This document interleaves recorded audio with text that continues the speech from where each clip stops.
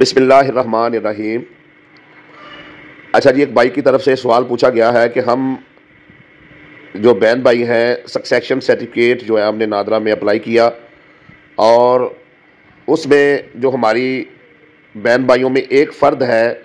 وہ جا کر نادرا میں اپنا فنگر پرنٹ نہیں دے رہا،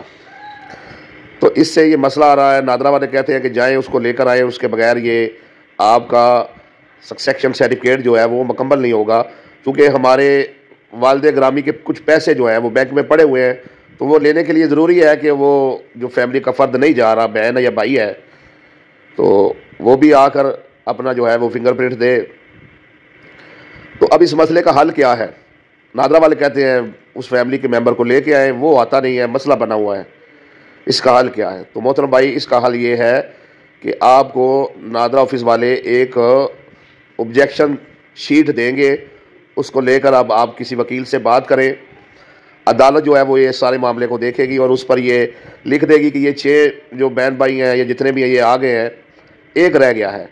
تو عدالت اس فرد کے پیسے جو ہے لکھ دے گی کہ بینک والوں کو کہ بینک میں ہی پڑے رہے، وہ کوئی لے نہیں سکتا ہے، تو وہ بعد میں جو فرد نہیں آ رہا ہے وہ بینک سے اپنے پیسے جو ہے وہ وصول کر لے گا۔ تو اس طریقے سے آپ کو سکسیشن سرٹیفکیٹ جو ہے وہ عدالت سے مل جائے گا، اور اس پر آپ جن بہن بھائیوں نے فنگر پرنٹ دے دیے ہیں ان کو پیسے بھی جو ہے وہ وصول ہو جائیں گے۔ تو اب یہ حل ہے، آپ یہ کریں،